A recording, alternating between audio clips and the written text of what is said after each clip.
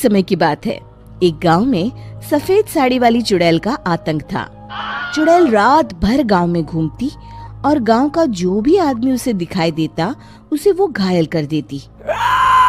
अरे कोई तो बचाओ, मर गया रे। एक रात हरिया अपने खेत से अपने घर लौट रहा था कि तभी अचानक उसके सामने चुड़ैल आ जाती है।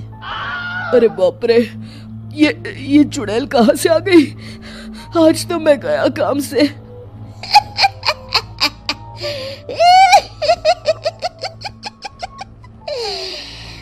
आज मुझे मेरा शिकार मिल गया। अरे चुड़ैल दीदी, मुझे छोड़ दो। जैसे ही चुड़ैल हरिया की तरफ बढ़ती है, हरिया वहाँ से भाग जाता है और अपने घर के दरवाजे पे पहुँचता है। अरे भगवान, जल्दी से दरवाजा खोलो, मेरे पीछे चुड़ैल पड़ी है। हरिया की पत्नी जल्दी से दरवाजा खोल देती है। अरे आप इतना हाफ क्यों रहे हैं? अरे मेरे पीछे चुड़ैल पड़ी है, आज तो मैं बाल बाल बच गया। जल्दी से सभी दरवाजे और सभी खिड़कियों को बंद करके बत्ती बुझा दो। तभी चुड़ैल हरिया के घर के पास पहुंच जाती है। अरे वो आदमी कहाँ गायब हो गया? मैं भी देखती हूँ आखिर कब तक बचेगा। मैं अपने शिकार को इतनी आसानी से नहीं छोड़ती। इतना कहकर चुड़ैल वहाँ से चली जाती है। वहीं दूसरी तरफ हरिया और उसकी पत्नी दोनों अपने घर की खिड़की से ये सब देख रहे होते हैं। अरे बाप रे, ये तो बड़ी डरावनी चुड़ैल थी। अगले दिन ये बात आग की तरह पूरे गांव में फैल जाती है और धीरे धीरे लोग चुड़ैल के डर के मारे शाम होते ही अपने घरों से बाहर निकलना बंद कर देते हैं। कुछ दिनों के बाद भाई, मैंने तो इस चुड़ैल के डर के मारे रात को अपने खेतों को पानी देना बंद कर दिया है।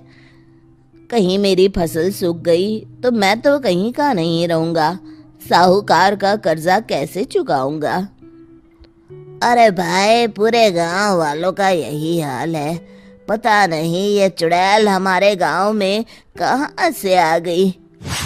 फिर एक दिन गांव के पास वाली नदी के किनारे एक बहुत बड़े तांत्रिक के आने की बात कुछ गांव वालों को पता चलती है। वो लोग जाके ये बात गांव के मुखिया को बताते हैं। मुखिया जी, नदी के किनारे एक बहुत ही पहुंचे हुए तांत्रिक बाबा आए हैं। हमें उनसे मदद मांगनी चाहिए। मैंने सुना है वो बड़े बड़े भूतों और चुड़ैलों को अपने वश में कर लेते हैं। मुखिया जी सभी गांव वालों को लेकर उस तांत्रिक के पास पहुंच जाते हैं।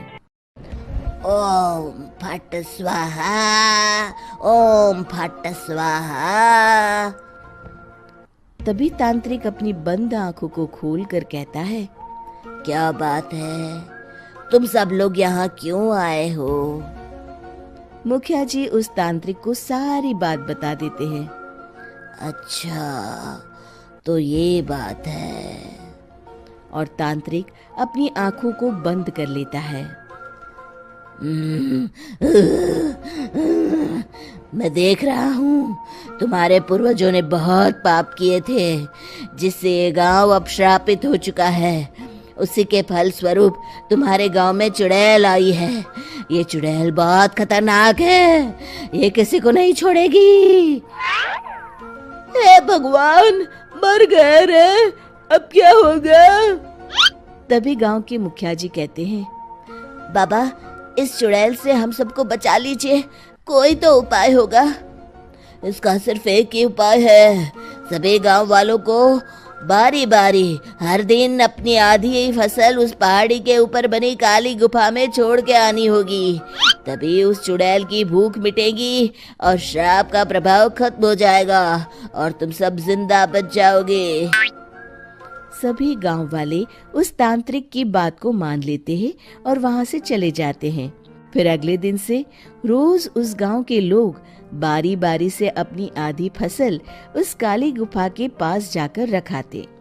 कुछ दिनों बाद हरिया की बारी आती है। बाप रे, आज तो मेरी बारी है उस काली गुफा में जाने की। क्या करूं, वो तो बड़ी खतरनाक चुड़ैल है। मेरे तो हाथ पैर कांप रहे हैं। फिर हरिया डरते डरते अनाज की बोरियां अपनी बैलगाड़ी में लाद देता है।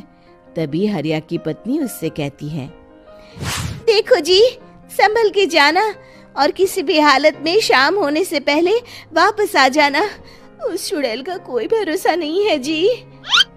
हरिया बैलगाड़ी में बैठते हुए कहता है, भगवान, मैं क्या वापस आऊंगा? लगता है अब तो मेरी खबर ही आएगी। इतना कहकर हरिया वहां से चला जाता है। रास्ते में जंगल से गुजरते हुए हरिया की बैलगाड़ी का एक चक्का बड़े गड्ढे में फंस जाता है। हे भगवान, अब ये क्या मुसीबत है? हरिया नीचे उतर के पूरी ताकत से अपनी बैलगाड़ी को गड्ढे से निकालने की कोशिश करता है। बहुत देर मेहनत करने के बाद हरिया की बैलगाड़ी उस गड्ढे से बाहर निकल जाती है। हे भगवान, अब तो शाम होने वाली है। आज तो मैं गया काम से। जैसे तैसे हरिया काली गुफा में पहुंच जाता है। अरे मर गया रे, यहाँ तो चारों तरफ डरावना माहौल है। मैंने यहाँ आने में बहुत देर कर दी, कहीं चुड़ैल नाराज ना हो जाए। हरिया अनाज की बोरियां वहां रख के जैसे ही जाने लगता है, तभी उसे किसी के आने की आवाज सुनाई देती है। हरिया एक कोने में छुपकर अंदर देखने लगता है। चुड़ैल वहां आती है और फिर अपने चेहरे से नकली चुड़ैल का मुखौटा निकाल देती है। हरिया ये देख के हक्का बक्का रह जाता है। तभी चुड़ैल कहती है, भैया यहाँ आना। आज तो बहुत अनाज आया है, इसे मिलाकर अब हमारे पास ढेर सारा अनाज जमा हो गया है। कल ही हम इसे शहर में बेच आएंगे और माला माल हो जाएंगे। तभी अंदर से नदी के किनारे वाला तांत्रिक बाहर आता है। अरे, ये तो तांत्रिक बाबा है। हाँ, अब तो हम दोनों की जिंदगी मजे में कटेगी। गांव वालों को बेवकूफ बनाना इतना भी मुश्किल नहीं था। लोग तो तुम्हें सच में असली चुड़ैल समझते हैं। हाँ, तुमने सही कहा। अब ये गांव वाले चुड़ैल के डर से जिंदगी भर इस काली गुफा में अनाज पहुंचाते रहेंगे। अच्छा, तो ये बात है। ये दोनों पूरे गांव वालों को बेवकूफ बना रहे हैं। अभी जाकर सबको बताता हूँ। हरिया उन दोनों की पूरी बातें सुन लेता है और जल्दी से वापस गांव में आता है। गांव वालों को पूरी बात बता देता है। इससे पहले वो दोनों हमारा अनाज लेकर शहर जाए, हमें उन दोनों को पकड़ना होगा। उधर दूसरी तरफ नकली तांत्रिक और नकली चुड़ैल बनी औरत एक बड़ी गाड़ी में सारा अनाज लाद के वहां से निकलने की तैयारी कर रहे होते हैं। जल्दी करो, इससे पहले हमें कोई देख ले। हमें यहाँ से निकलना होगा। और तभी वो दोनों देखते हैं कि सामने से सभी गांव वाले अपने अपने हाथों में मशाल लेके आ रहे हैं। दोनों बुरी तरह डर जाते हैं। रुक जाओ, तुम दोनों का भांडा फूट चुका है। अरे मर गए रे, ये गांव वाले कहाँ से आ गए? तुमने क्या सोचा इतनी आसानी से यहाँ से निकल जाओगे? ये अनाज हमने अपने खून पसीने से दिन रात खेतों में मेहनत करके उगाया है। दोनों मुखिया जी के पैरों में गिर जाते हैं। हमें माफ कर दीजिए, हम दोनों एक नंबर के कामचोर हैं। बिना मेहनत किए पैसे कमाना चाहते थे।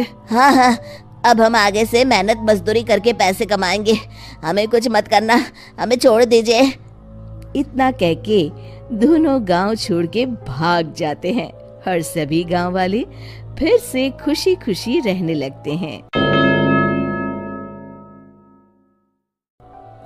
शिक्षा, तभी तो कहते हैं कि किसी भी समस्या का समाधान केवल सूझबूझ से ही करना चाहिए और कभी हिम्मत नहीं हारनी चाहिए।